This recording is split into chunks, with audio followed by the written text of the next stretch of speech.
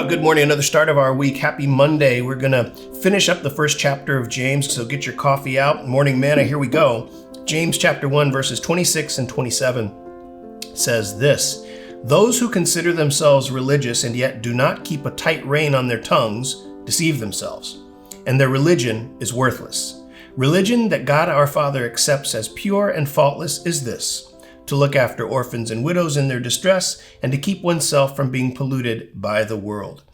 Now, this is pretty self-explanatory, and I think we talk about this kind of a lot in our modern culture, that religion is just kind of a made-up word, and religious people don't necessarily equate to biblical evangelical Christians, and that's absolutely true.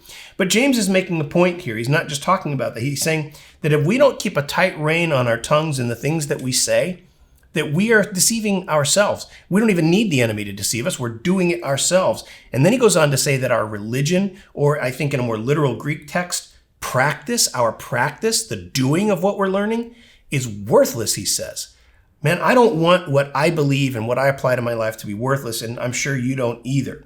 So he gives us a practical example of things that God the Father accepts as pure and faultless. Taking after orphans and widows. Now, that doesn't mean that's all we should do, but it should be a portion of what we do.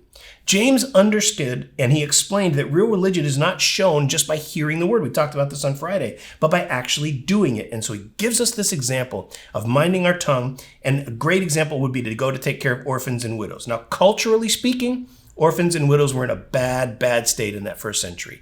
When their husbands died, there was just no one to take care of them. They even left areas of the crops of field for them to come by so that they would have something to eat. It was a tough time for an orphan and widow. They didn't have the social programs that we have in place now. So it was a different culture.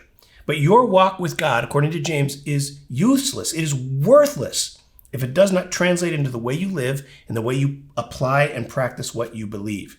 Treating others is huge in Christianity, and Christians, we need to do a better job of this.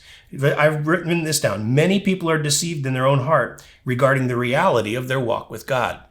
We think we're right with God when we're not right with God, and that can be problematic. There's a great deal of pure and undefiled religion in the sight of man, things that we see and think God is in, God is invested in, God is a part of this.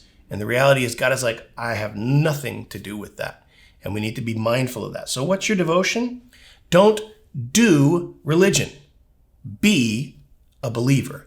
And the only way to be that is to be and do the things that the Word of God says to be and do.